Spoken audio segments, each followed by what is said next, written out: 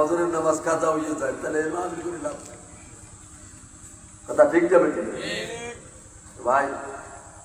আমাদের কাছে দুনিয়ার নাম বেশি। আমরা যদি আজকের মনে করি কোনো মানুষের টাকা পয়সা হয়, শহরে ওনার বাড়ি থাকে, ছেলে বিদেশ থাকে, তাহলে মনে করে যে উনি খুব আসলে খুব মনে হয় যে ওনার ভাগ্য নসিব ভালো। এইটা মনে করি না আমরা? এইটাই মনে করি না, খুব ভালো। আসলে নসিব ভালো কার? নসিব ভালো ওই ব্যক্তি যাকে আল্লাহ হেদায়েত দান করেছে। সবাই বলি সুবহানাল্লাহ। আমরা দুনিয়ায় আমাদের সময় 50 বছর আমরা যদি বাঁচি, তাহলে আখিরাতের 1 সেকেন্ড। 50 বছর আখিরাতের কয় সেকেন্ড? আখিরাতের একদিন হইবে কত বড় দিন? 50,000 বছরের মতো। দুনিয়ার 50,000 বছরের সমান আখিরাতের একদিন। আল্লাহ, 50,000 বছর একদিন আখিরাতের। দুনিয়ায় আমরা 50-60 বছর মানুষ এখনো ঘরে বাঁচে না, এর বেশি বাঁচে 50-60 বছর। তাহলে আখিরাতের 1 সেকেন্ড। তো আখিরাতের 1 সেকেন্ডের জন্যই কিন্তু আমরা সবাই পাগল। সকাল থেকে শুরু করে, ঘুম থেকে ওঠার পর থেকে শুরু করে আবার ঘুমানো পর্যন্ত আমাদের খালি ভেকের কি, খালি দুনিয়ায় কিভাবে আরামে থাকবো, আরামে খাবো, আরামে পড়বো, এই খালি। আর কথা ঠিক যাবে ঠিক? আল্লাহ। আর আখিরাতের জিন্দেগি আমরা একটু চিন্তা যদি করি যে আমার আব্বা দুনিয়ায় ছিল কি ছিল না? উনি মারা গেছেন।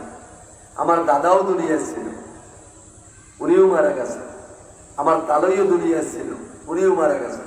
তো দোস্ত, আমার তালই দুনিয়ায় যা পাচ্ছে তার চাইতে আমার মনে হইতেছে ওনার কবরের সময় বেশি হয়েছে। কি কথা ঠিক না বেটি? আমরা এখানে মজলিসে আছি, বাবা মারা গেছে 30, 35, 40 বছর হয়ে গেছে, এরকম লোক আছে না? তাহলে বাবার পর তার দাদা, এরপরে কি তালই। উনি হয়তো 60-70 বছর আগে একটু বেশি বাঁচতে, 60-70 বছর বাঁচে, কিন্তু কবরে দেখা যায় হয়তো 100-র ঊর্ধ্বে হয়ে গেছে কবরে। আল্লাহ। আমরা এখন বর্তমানে 50-60 বছর মানুষ বাঁচে, আখিরাতের 1 সেকেন্ড। 1 সেকেন্ড মানুষ যদি কষ্টেও থাকে তাতে কিছু আসে যায়, আর 1 সেকেন্ড যদি শান্তিতে থাকে তাতেও কিছু আসে যায় না। আসলে অপরন্ত জিন্দেগি আমাদের কবর, হাসর, পুলসিরাত, মিজান, আখিরাত, অপরন্ত জিন্দেগি, যেখানে আমাদের হাজার হাজার বছর আমাদের কবরে থাকতে হবে। আল্লাহু আকবার। এখনো আমরা এই মজলিসে যারা আছি, এই মজলিসের ভিতরে আমরা যারা আছি, এটা ছোটর চাইতে ছোট। এও আর আগামী 100 বছরের পর আর এই মজলিসে যারা ছোট বড় যারাই আছে আর কেউ থাকবে না। কথা ঠিক না বেটি? আবার নতুন মানুষ আসবে। আমাদের তো জিন্দেগি আগেও ছিল না, পরেও থাকবে না, এখন মাঝখানে কিছু সময় আছে। আল্লাহ। এই জন্য আমাদেরকে আল্লাহ রাব্বুল আলামিন দুনিয়ায় পাঠাইছেন আখিরাত কামাই করার জন্য। এই কথা ঠিক না বেটি? এখন আখিরাত কামাই কিনে করা যায়, আখিরাত কামাই। আমাদের দোস্ত, আমাদের কাজগুলা, আমাদের সমাজে যে কাজগুলো চলছে, হওয়া থেকে শুরু করে মৌত পর্যন্ত যে কাজগুলো চলছে, মৌতের সময়ও মারা যাওয়ার পর জানাজার অবস্থায় যে সমস্ত কাজ চলছে, এই কাজ কিন্তু আসলে শরীয়ত সম্মত না। অনেক কাজ শরীয়ত বিরোধী হয়। হয় কি হয় না? সন্তান যখন জমিনে আসে তখনও হয়, যখন তার মুসলমানি করে তখনও হয়, যখন বিবাহ করায় তখনও হয়, যখন মারা যায় তখনও হয়। কথা ঠিক না বেটি? আল্লাহ।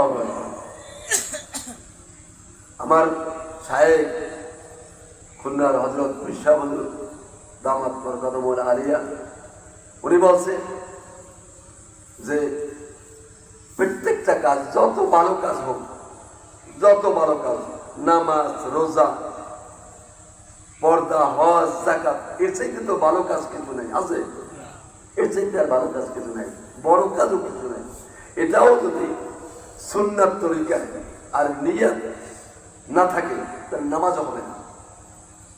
নামাজের চাইতে আহামার আছে কিন্তু, নামাজের চাইতে শরীয়তের ভিতরে আহামার কোনো জিনিস নাই, গুরুত্বপূর্ণ আর কোনো জিনিস নেই। নামাজই হয়েছে গুরুত্বপূর্ণ জিনিস। এটাও যদি নিয়ত আর সুন্নাত না থাকে তাহলে নামাজ হবে না। তো দোস্ত, আমাদের নামাজ, আমরা নামাজ পড়ি। আমাদের কালকের আর পরশুদিন আমাদের খুলনায় ইজতেমা ছিল, হাজার হাজার আলেম ছিল, হাজার হাজার আলেম। আলেম কোন আলেম? বড় বড় আলেম। আমরা এর ভিতরে গুনায় পড়ি না, এত বড় বড় আলেম ছিল। মোস্তাকুর নবী কাসিমি, আপনারা যারা মোবাইল চালান ওরা চেনেন, ওনার নাম শুনছেন, মোস্তাকুর নবী কাসিমি শুনছেন না শোনেন নাই? আনিসুর রহমান আশরাফি কুমিল্লা শুনছেন না শোনেন না মোবাইলে?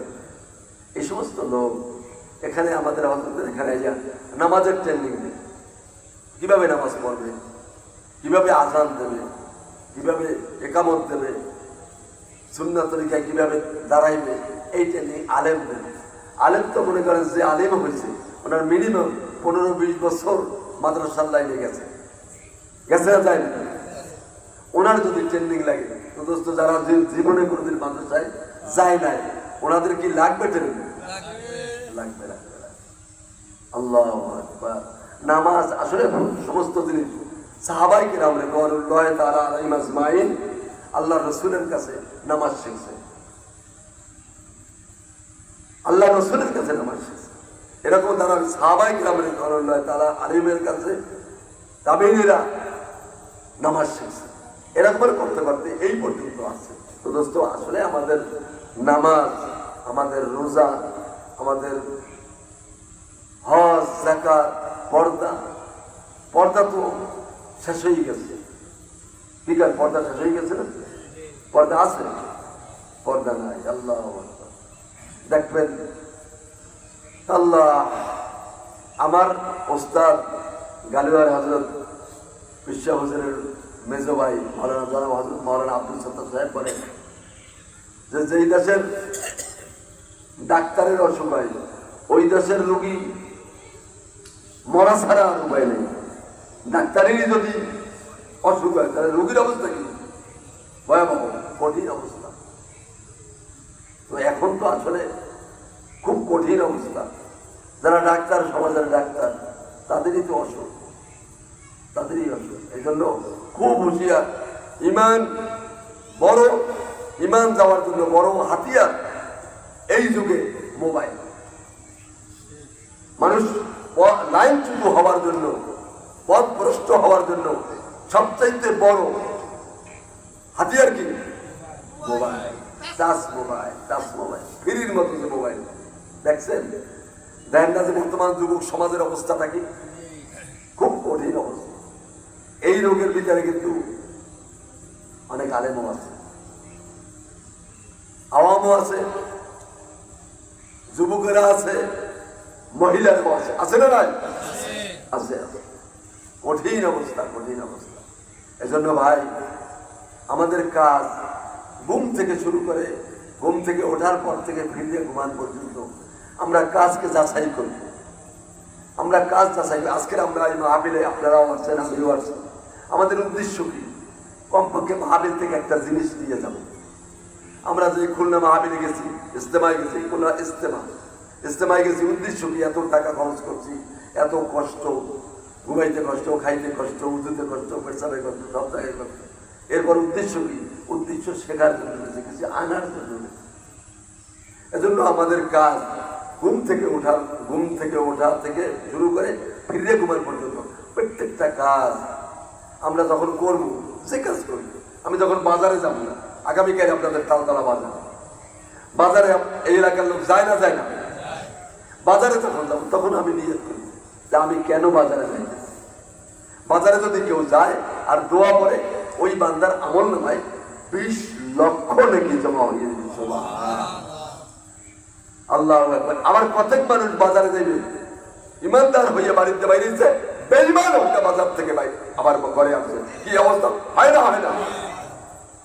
কঠিন অবস্থা। আল্লাহু আকবার।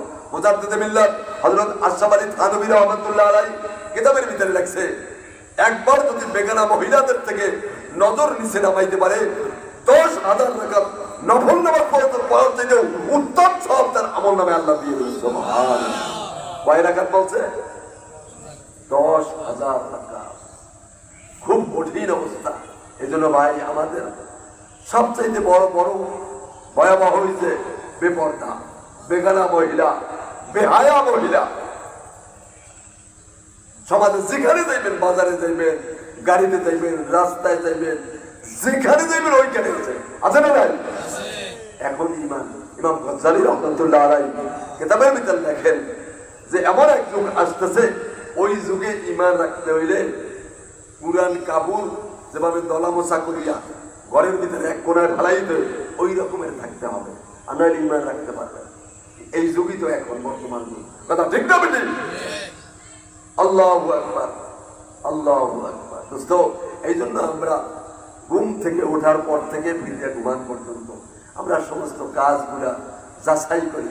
বাজারে যখন যাবো, আমরা বাজারে তো যাইতেছি, দৈনিক আমার বয়স 60 বছরের ঊর্ধ্বে আমার বয়স। আমরা বাজারে যাই, ছোটকাল থেকে বাজারে যাই, কোনোদিন নিয়াত এরকমের নিয়াত করি নাই। বাইরে থেকে যখন ঘর থেকে যখন বাইর হয়েছি তখন এরকমের নিয়াত করি নাই যে আল্লাহ আমি বাজারে যাইতেছি, আল্লাহ আমার চোখ আর আমার অন্তর আপনি হেফাজত করেন বাইরে মহরম বেগানা মহিলা থেকে, আবার 100-তে 100 আপনি হেফাজত করেন। এরকম নিয়াত করছি কোনোদিন? আসলে করা উচিত। নিয়াত অনুযায়ী বলবেন। আল্লামা বুখারী রাহমাতুল্লাহ আলাইহি বলেন, তুমি আছে নিয়াত, তুমি কি নিয়াত করতে হবে। এই জন্য আমরা বাজারে যাই, নিয়াত করি আল্লাহ আমার চক্ষুকে আপনি হেফাজত করেন বেগানা মহিলাদের থেকে। আমি যখন শহরে যাই তখন এরকম আমাদের কিতাবের ভিতরে আছে, দাদা হুজুর রহমাতুল্লাহ আলাইহি লিখেছে যে তোমরা 2 রাকাত নামাজ পড়িয়ে দাও, নামাজ পড়িয়া এরপর ঘর থেকে বাইরে হও, তুমি বলো আল্লাহ আমার অন্তর আর চক্ষু, অন্তরও কিন্তু গুনার, অন্তর থেকেও গুনাহ হয় না? হয় না? চক্ষু থেকেও হয়, অন্তর থেকেও হয়। এই জন্য চক্ষু আর অন্তর দুটোকে আল্লাহ আপনি আমার চক্ষু আর অন্তরকে হেফাজত করেন। তাহলে আল্লাহর কাছে যদি আপনি দোয়া করেন, করতে করতে করতে করতে এমন একদিন হবে যে আপনি দেখবেন আলহামদুলিল্লাহ আপনার চোখ থেকে আর বেগানা মহিলাদের থেকে তাকানোর মতো কোনো সুযোগ নাই, হেফাজত হয়ে গেছে। চেষ্টা করতে হবে, মুজাহাদা করতে হবে। এই জন্য সর্বরায় মুরিদদেরকে মুজাহিদ বলা হয়। মুজাহিদ মানে কি? মুজাহিদুন। আপনারা তো আওয়াম মানুষ বুঝবেন না, আরবি ভালো লাগে, इसमें भाई रही। मुजाहिदुल মানে কি? जिहाद करने वाला। मुजाहिद মানে কি? जिहाद करने वाला। कोई ওরা কি রাইফেল বন্দুকগুলো ইলামে রোডে জিহাদ করবে কার সাথে? নফসের সাথে। নফস আছে। আপনার আমার সবচাইতে বড় শত্রু হচ্ছে নফস। 2টা শত্রু। আমাদের শত্রুকে চিনতে হবে আমাদের প্রত্যেকের কাছে। ইমাম সাহেবের কাছেও আছে, মুয়াজ্জিন সাহেবের কাছেও আছে, মুসল্লিদের কাছেও আছে, পীর সাহেবের কাছেও আছে, মুরিদ সাহেবের কাছেও আছে। প্রত্যেকের নফস আর শয়তান। শত্রু কয়টা? 2টা। নফস, শয়তান। শয়তান তো লা হাওলা ওয়ালা কুওয়াতা ইল্লা বিল্লাহ পড়লে শয়তান দূর হয়ে যায়। তো নফস যে আমার আছে এটা লা হাওলা ওয়ালা কুওয়াতা ইল্লা বিল্লাহ বললেও কি দূর হয় না। সব সময় নফসের সাথে। নফসে মানুষ, এই নফস আপনার আমার ভিতরে যে আছে, এই নফসে 24টা ঘন্টা আমাকে কি করতে চায়? নফস সবসময় চায়, শয়তান সবসময় চায় কিভাবে আপনাকে আমাকে জাহান্নামে নেবে। 24টা ঘন্টাই ভেঙে কিভাবে জাহান্নামে নেবে। এখন এই নফসের সাথে যে আপনার তৈরি নফসে কয় বেগানা মহিলা, সুন্দরী মহিলা বাজারে, আপনার নফস বলতেছে একটু তাকাও, ভালো করিয়া দেখো। আপনি বলবেন না না আমার মাওলা নিষেধ করছে, আমি ওই মহিলাদের দিকে তাকাবো না। নফসের সাথে জিহাদ, খালি জিহাদ।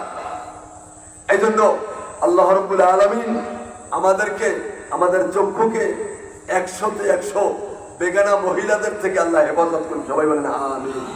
দোস্ত, আমরা আসলে আল্লাহ রসুল মুহাম্মদুর রাসূলুল্লাহ সাল্লাল্লাহু আলাইহি ওয়াসাল্লামের সুন্নাতের অনুসরণ আল্লাহ করতে বলছে। আল্লাহ বলছে কি কোরআনে কারীমের ভিতর, কুল ইন কুনতুম তুহিব্বুনাল্লাহ ফাত্তাবিউনি ইউহিব্বুকুমুল্লাহ। ويغفر لكم ذنوبكم والله غفور رحيم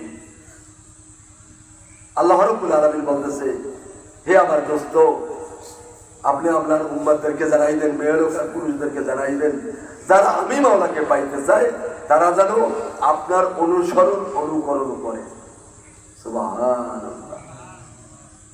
মা আতাকুমুর রাসূলু ফাকুযু ওয়া মা নাহাকুম আনহু ফান্তাহু। অন্য এক আয়াতে আল্লাহ রাব্বুল আলামিন বলতেছে, আমার রাসূল যা বলে সেইটা তোমরা ফাকুযু, কামড়ে ধরো, খুব মজবুত করে ধরো। ওয়া মা নাহাকুম, যেটা থেকে নিষেধ করে, ফান্তাহু, এটার থেকে ফিরে থাকো। এই জন্য আমাদের সব সময় সুন্নাতের উপরে সমস্ত কাজ, নামাজ, রোজা, হজ, যাকাত, দান, খয়রাত সব কিছু সুন্নাত তরিকায় হইবে। সব সুন্নাত তরিকায় যখন করবো তখন শুরু থেকে আমার ঘুম থেকে ওঠার পর থেকে ফিরিয়া ঘুমার পর্যন্ত যখন আমি সুন্নাত তরিকায় চলবো তখন আমার সমস্ত সময়টাই জিকিরের ভিতরে শামিল হয়ে যাবে। সুবহানাল্লাহ। সমস্ত সময় 24 ঘন্টা আমার জিকিরের সব হয়ে যাবে যখন আমি সুন্নাত তরিকায়। ঘরে উঠবো সুন্নাত তরিকা, ঘর থেকে বাহির হবো সুন্নাত তরিকা, বাথরুমে যাবো সুন্নাত তরিকা, বাথরুম থেকে বাহির হবো সুন্নাত তরিকা, মসজিদে উঠবো সুন্নাত তরিকা, মসজিদ থেকে বাহির হবো সুন্নাত তরিকা। আছে না নাই? সব জায়গায় সুন্নাত। বাজারে যাবো সুন্নাত তরিকা, সুন্নাত তরিকা। বাজারে যাওয়া রাস্তার 6টা আদব আছে না? রাস্তার চলার আদব কয়টা? 6টা। আল্লাহু আকবার। এই আদবের দিকে খেয়াল করে আমরা বাজারে যাব। তাহলে আমার বাজারে যাওয়া। আচ্ছা দোস্ত, একজন মানুষ সুন্নাত তরিকায় ঘুমাইছে, আর একজন মানুষ টিভি দেখতে দেখতে ঘুমাইছে। এই দোনোজন যদি মারা যায় তার দোনোজনের হিসাব নিকাশ কি এক হবে? হ্যাঁ।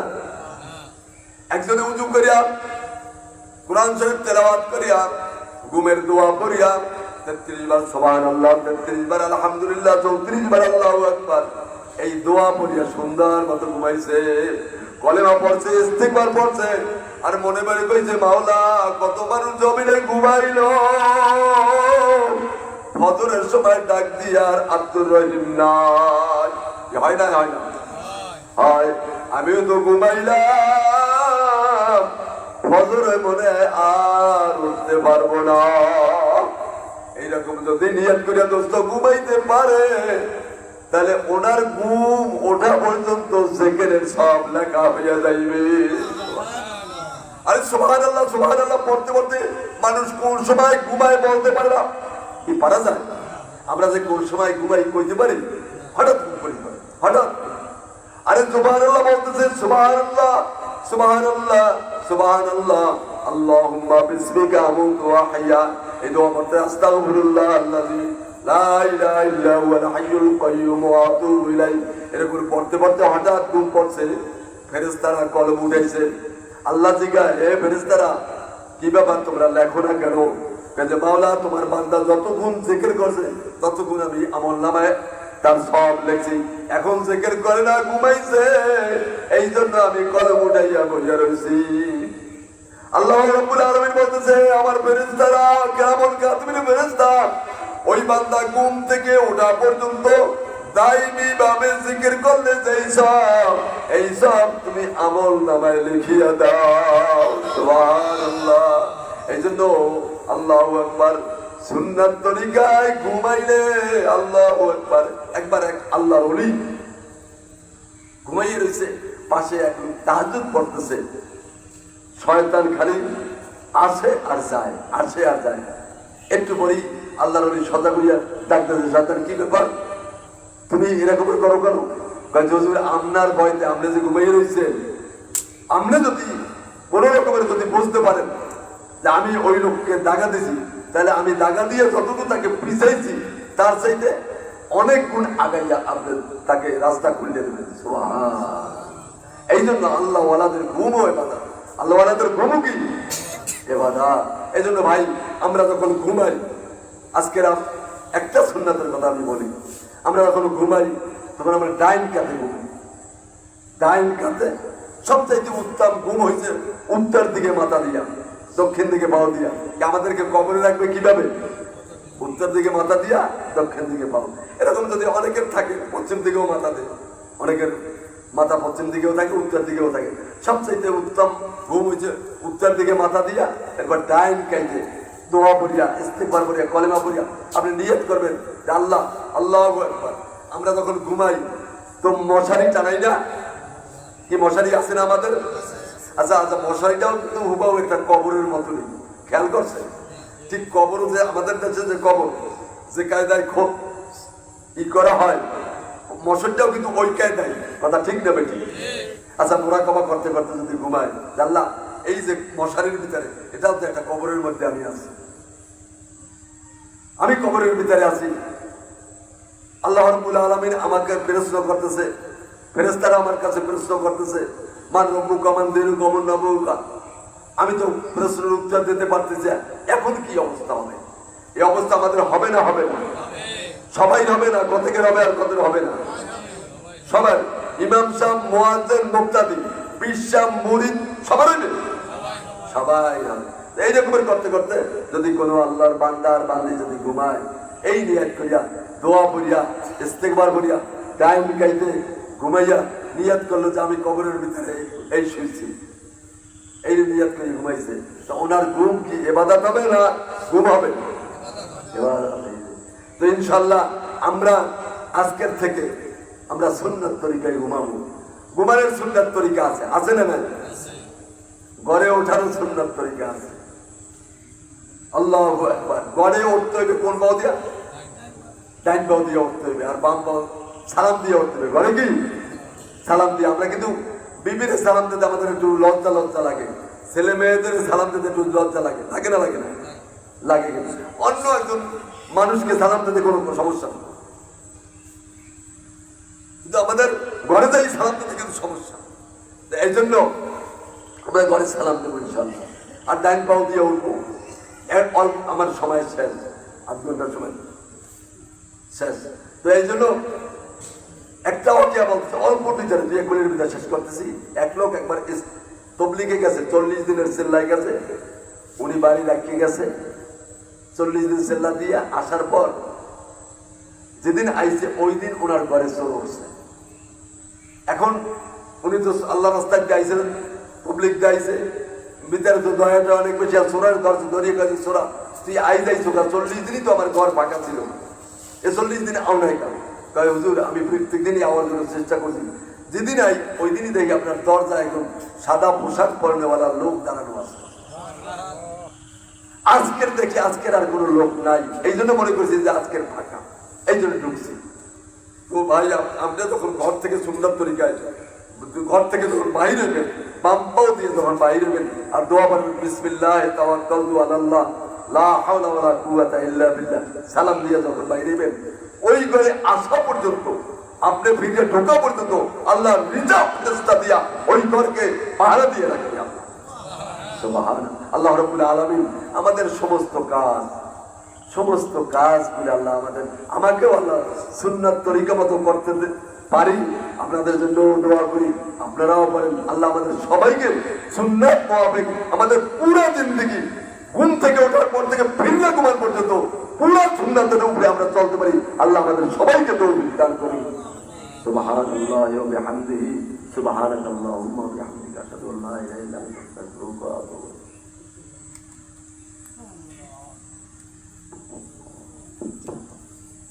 আলহামদুলিল্লাহ, 3 দিনব্যাপী বার্ষিক ওয়াজ মাহফিল ও হালকায়ে জিকিরের প্রথম দিনের প্রধান অতিথির গুরুত্বপূর্ণ নসিহত পেশ করবেন জনাব আল-হাজ হযরত মাওলানা দিলওয়ার হুসাইন সাহেব। নসিহত পেশ করবেন জনাব আল-হাজ হযরত মাওলানা দিলওয়ার হুসাইন সাহেব, মুহাদ্দিস, জামিয়া আরবিয়া খাজা মাইনুদ্দিন মাদ্রাসা, বাজার রোড, বরিশাল।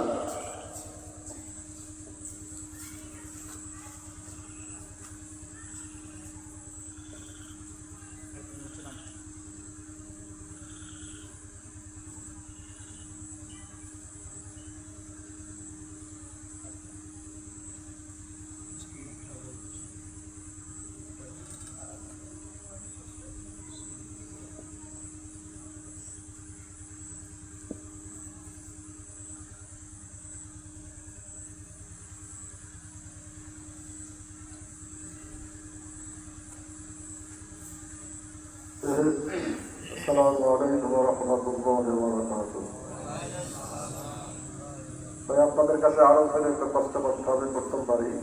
আমরা যেটা বলছি সেটা আসলে মজলিসের আদম অনুযায়ী হয়নি, এবং যদিও আপনাদের একটু কষ্ট হবে, কিন্তু আমরা পারছি নাকি অর্জনের জন্য এই সামনে যারা বসে আছেন বাকিরা একটু কষ্ট করে একটু আগাই আছে বলে এটা আমরা স্টেজের দিকে আগাই নাই, বরং জান্নাতের দিকে এতটুকু আগাই দিচ্ছি।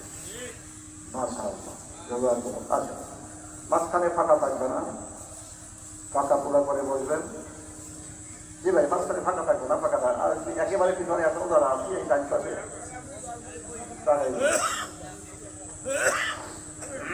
মাশাআল্লাহ, জাযাকুমুল্লাহ হাসানাত। এই ভাই আরেকটি মাঝখানে আপনাদের ফাঁকাটা পুরো করে বসেন, আপনাদের আরাম দিয়ে বসেন, ফাঁকাটা পুরো করে বসেন। পাশাপাশি তোলা বেশি গরম